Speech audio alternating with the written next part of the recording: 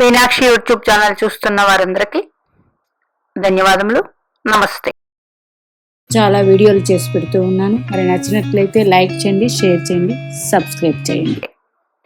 5 గ్రహాల పంచగ్రహ కలయిక మకర రాశిలో ఈ నెల సుమారు 18వ తారీఖు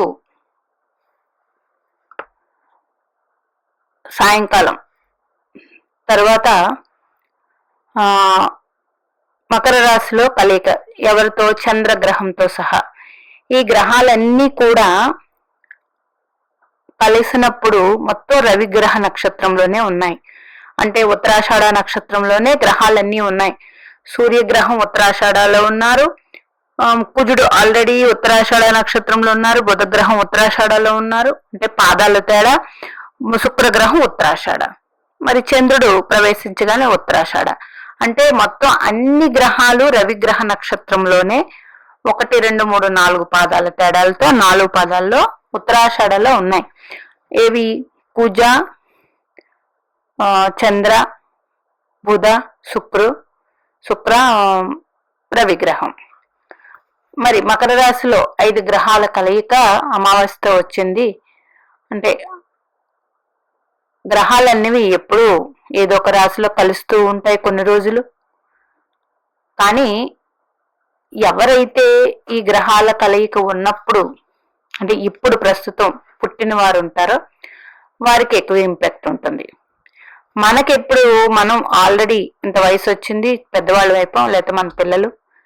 మకర రాశిలో మనకి ఏదైనా గ్రహం ఉండి జన్మజాతక చక్రంలో లగ్నం నుండి ఆ గ్రహాల మీదకి ఈ గ్రహాలన్నీ వచ్చాయి కదా, ఆ గ్రహ దశ జరుగుతూ ఉంటే అప్పుడు ఈ గ్రహాల తాలూకా ఇంపాక్ట్ ఉంటుంది. అంతవరకు సుమారుగా ఈ చంద్రుడు 20వ తారీఖు తర్వాత కుంభంలోకి వెళ్ళిపోతారు. అంటే 4 గ్రహాలు.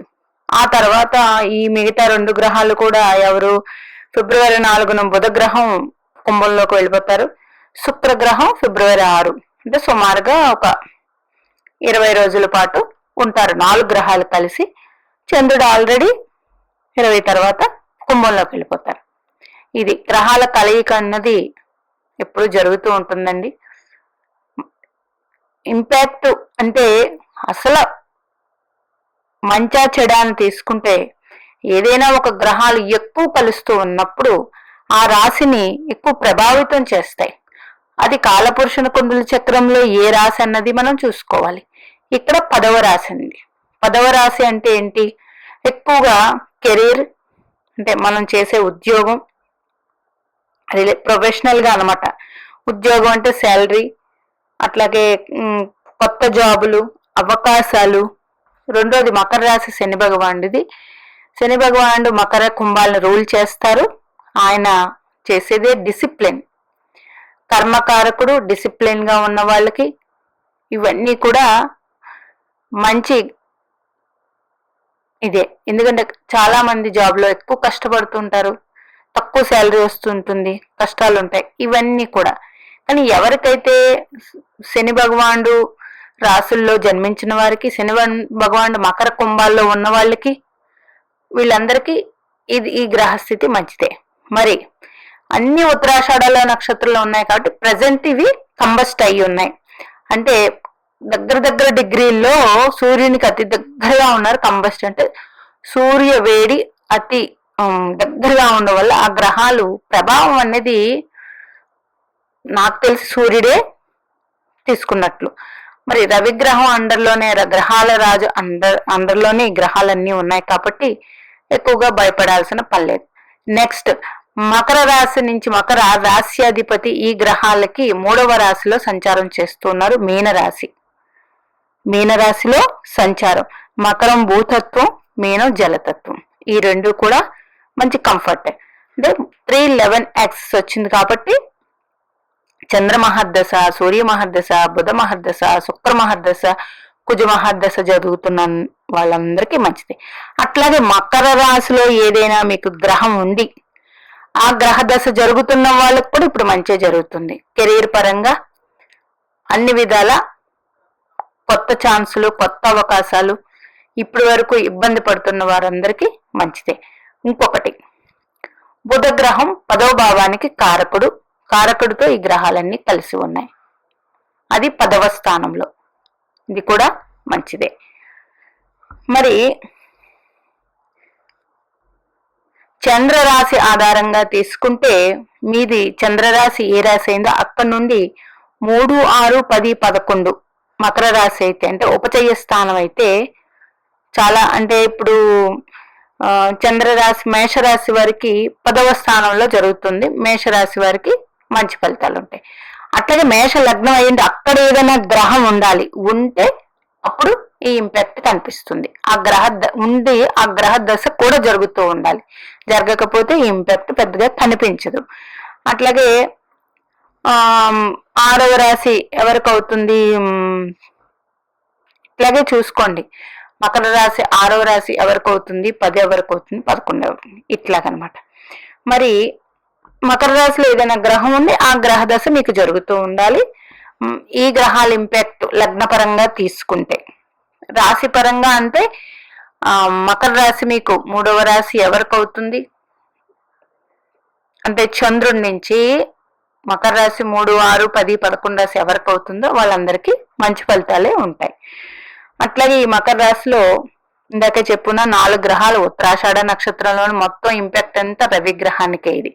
అందుకని ఎట్లాగో రేపటి నుండి మాఘమాసం ప్రారంభమవుతుంది, ఈ రోజు నుంచే. కాబట్టి సూర్య ఆరాధన ఎంత ఎక్కువ చేసుకోగలిగితే అంత మంచిది. అట్లాగే రవి మహర్దశ, చంద్ర మహర్దశ, బుధ మహర్దశ ఈ అందరికీ కూడా మంచి ఫలితాలే ఉంటాయి. మరి ఇప్పుడు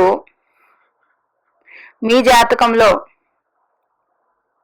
లగ్నం నుంచి మకర రాశి 3వ రాశి అయిందా, 6 అయిందా, 10 అయిందా, 11 అయిందా చూడండి, వాళ్ళందరికీ కూడా మంచి ఫలితమే ఉంటుంది. అక్కడ ఏదైనా ఒక గ్రహం ఉండి ఆ దశ జరుగుతుంటే ఇంకా మంచి ఫలితాలు ఉంటాయి. మరి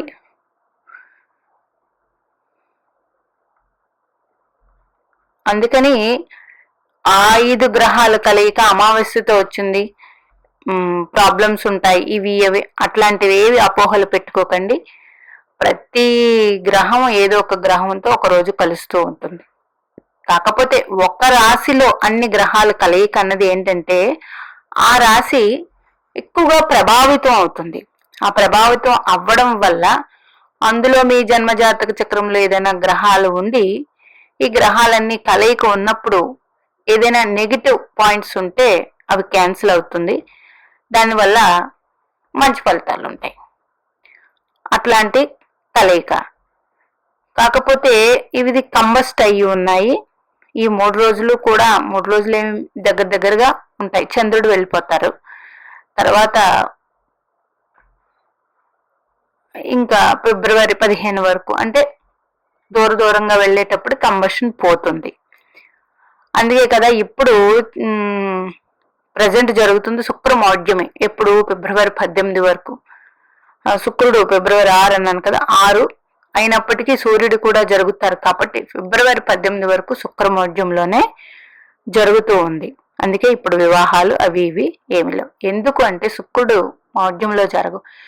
రవికి శుక్రుడు అతి సున్నితం గల గ్రహం, రవి అతి వేడి గ్రహం. శుక్ర మౌఢ్యమే అంటే గురువుడు గాని శుక్రుడు గాని మౌఢ్యంలో ఉన్నప్పుడు శుభకార్యం చేరి, ఎందుకంటే అవి ఇవ్వవలసిన శుభ ఫలితాలు అందించవు గనక మరి వివాహానికి శుక్రానుగ్రహం ఉండాలి కదా, అలా అన్నమాట. కనుక శుభముహూర్తాలు అనేవి పెట్టరు. అంతే తప్ప ఆ గ్రహం పాడైపోయింది, ఆ గ్రహం ఇదయ్యింది, ఇట్లాగా ఉండడం వల్ల ఇలాగ అంటే కంబషన్ అయిపోయింది, ఇలా అమావాస్య రోజు వచ్చింది, ఏదైనా చెడు జరుగుతుంది, అట్లాంటివి ఏమీ ఉండవు. గ్రహాలన్నవి తిరుగుతూ ఉంటాయి, వాటి పని జరుగుతూ ఉంటుంది. మన జన్మజాతక చక్రం ఆధారంగానే చాలా జరుగుతుంది. గోచారం అనేటప్పటికీ ఏదైనా గ్రహదశ జరుగుతున్నప్పుడు ఈ గోచారంలో ఏమైనా కలిసయ్యా ఆ రాశిలో, అప్పుడు ఎలాంటి ఇంపాక్ట్స్ ఉంటాయి అన్నది చూసుకోవాలి. అంతవరకే. మీనాక్షి దేవి ఆశీస్సులు మనందరి మీద ఉండాలని కోరుకుంటూ నమస్తే.